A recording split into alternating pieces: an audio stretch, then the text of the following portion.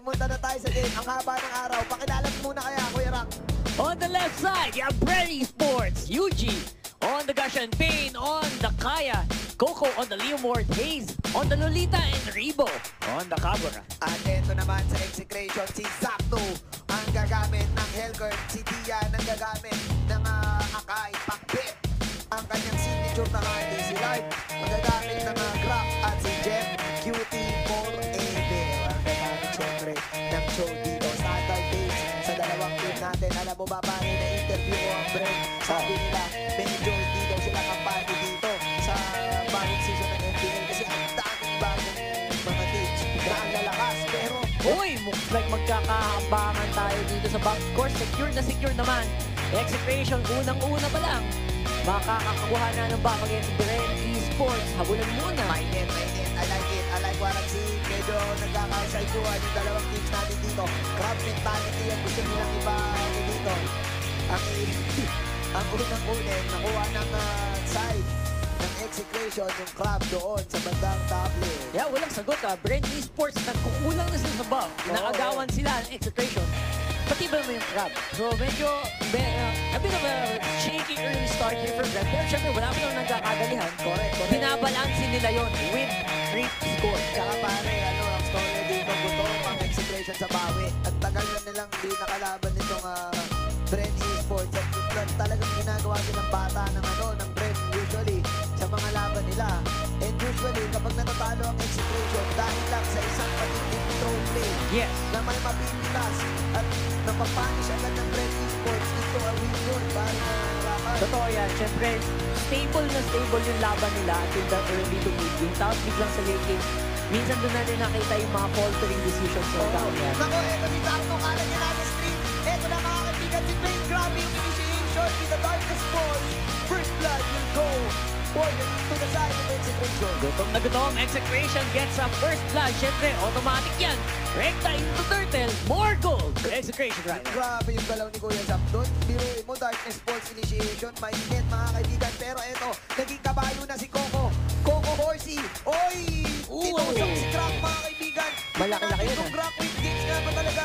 Nakuha nila ang turtle pero bawing-bawi din sila Kuya Coco and company. Binawi nila yung gold sa kills. Of course, Pakbet medyo hindi na makakalaban. The rest of Brent Esports very, very healthy.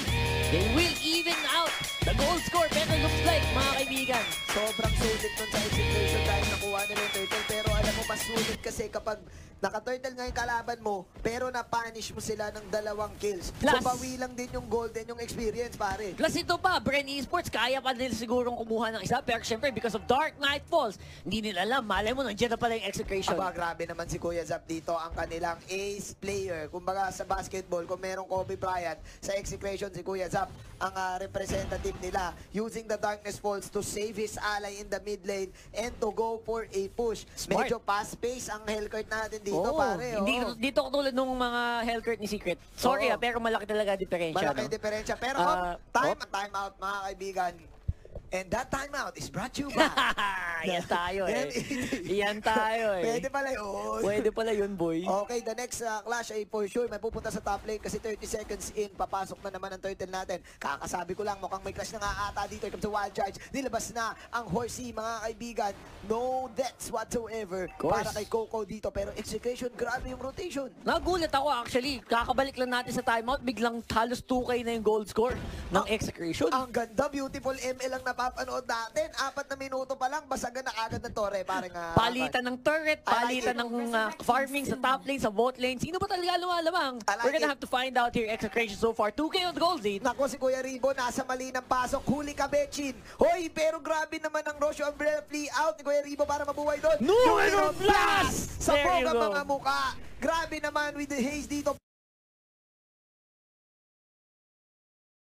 Pinalamon ng kalabasa si Dian at saka si Pakbet. Kain He's ka muna going ng down. kalabasa, Pakbet, dahil kulang daw ang kalabasa sa Pakbet mo. Lolita yan yata ni Yeli Hayes. Hindi pwedeng hindi makakadali ng isang Numidon Blast yan. Hindi na nga nag-flicker eh. Tinayuan na lang niya eh. Sobrang init ng Brent Esports doon sa laban na yun after getting the mid lane, immediately rotating and helping Rebo out, and they will get the next turtle of the game. 5-1 ang ating score, paring Rockhard. Sinagot ako ng Bren Esports, 2K gold dito lang 2K. Give me 30 seconds. Ayan, pantay na naman. Alam mo na ano na yan parang matik na sa Bren Esports yan. Isang pagkakamali mo lang, ipapanish ka nila. Ilang beses natin nakita na muntik na silang matalo, pero dahil lang sa isang maling rotation ng mga nakakalaban nila, nasa split po siya nila, and again, isang beses lang po natalo ang Bren Esports sa MPL. Season 1 champions. I mean, hindi pa series yun.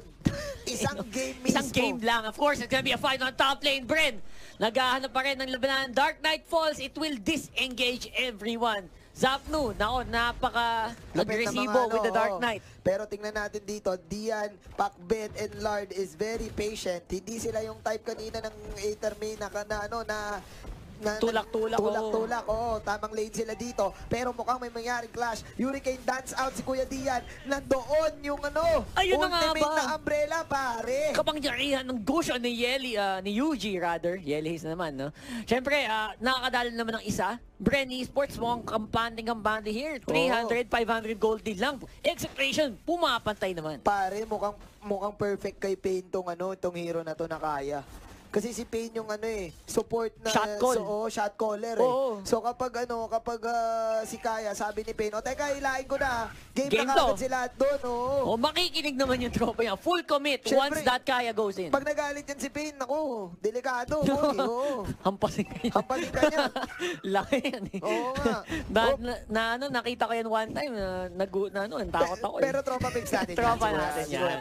Of course. Lightning Tronchon is up on Rebo and Hayes having that Athena shield, so more sustainability and damage coming up from Bren Esports. Speaking of damage, lahat ng damage na napunta dito kay Pac na Pac, bet na bet. Nako, New Minute Blast. Saluin mo na yung kalabasa pero wala kang mang-flicker dyan. Si Dian, wala na rin pang Hurricane Dust para makawala. Ito ang Force of Nature, tatamahan ng apat. Hayes and company, tumatakbo. Guardian's Barrier ay hindi mabablock ang Bren Esports at magmamaba out na lang sila. Bren Esports won the rest of the map using the split with Coco. Kampante kahit mag-isa lang siya. Wala akong pakialam. Sige, catchin yung top lane. Ako bahala sa mid. Paulit-ulit. Of course, Execration now. Nag-hunting-hunting naman. Baka may nawawala sa Bren Esports. Baka may nawawala sa team. And they could probably get a kill, but they opt to go for the Buffs. Tower, tsaka Buffs dito. So sabi ni Kuya Zapno and Lard dito, wag na muna natin sila tapatan. Hayaan nating mag-flank na lang dahil magda-darkness force na si Zapno dito pero wala ata siyang i-go-go. Uy, si Lard ang pinatatak sa lahat. Buhay pa rin siya! Force of Nature pero hindi na siya nabuhay, Marigoy. Force of Nature pero hindi na siya nabuhay, Marigoy. At si Yuji pa ang makakawala pero si Hayes ang may iwan at magiging casualty. And time up, substitution. Substitution na ba talaga, mga kaibigan? Hindi, wala naman. Walang ganun.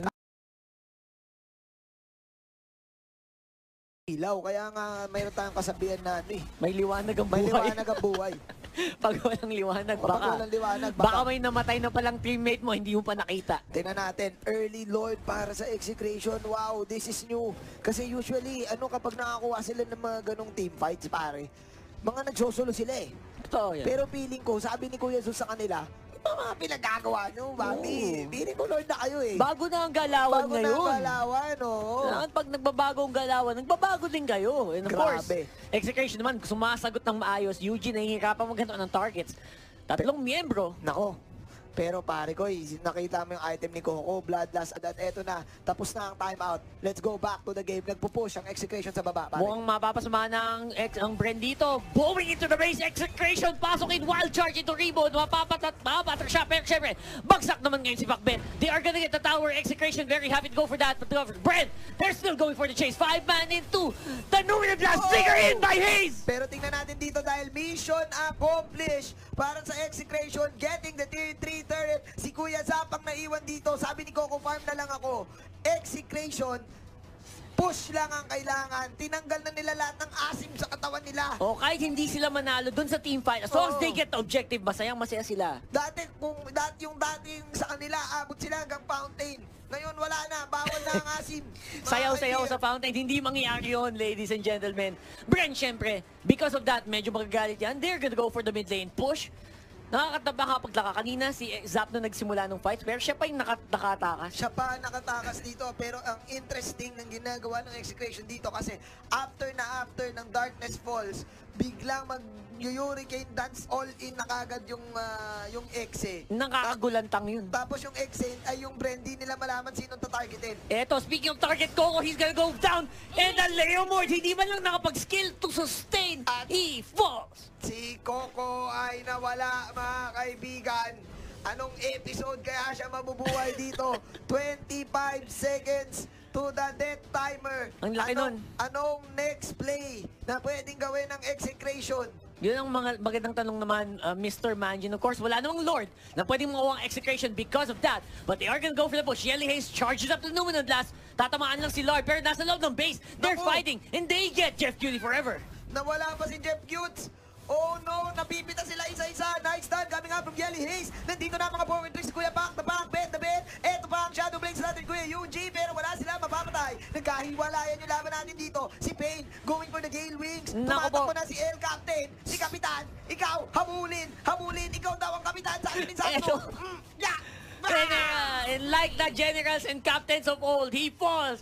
And Bren loses Pain on the top lane. Not enough time to respond. And nasa na ba ang mga backup ko? Sabi nila, nandito kami sa base. Boss, nagdedepensa kami. Depensa lang. Depensa lang. Ayan. Ang init. Ang init na, mga kaibigan. Tricky yan. Poker This tricks. could be the last push. Yelly Hayes with a Numenor Blast into the tower. Kaso Stands walang 2. follow-up. Walang follow-up na naganap. Pero eto, knock-up, mga kaibigan. Sakto buhay pa din. Pero na-burst siya dito ni paring Yelly Hayes. At Oy! ikaw, si Kuya Lard. Kuya Lard, nagpalit ka pa ng pangalan. Sabi dito ni Coco, eto na ang redemption play. Coco, tamang hiwa lang ng kanyang espada, mga kaibigan. At si Pac na Pac, bet na bet ang hinahabol nila. Right. Okay, basag na naman ang Torre. Execration, Mamba out. Here we go. That's exactly what Execration does want to happen. Pero syempre ang Bren, hindi pa naman magpapatalo.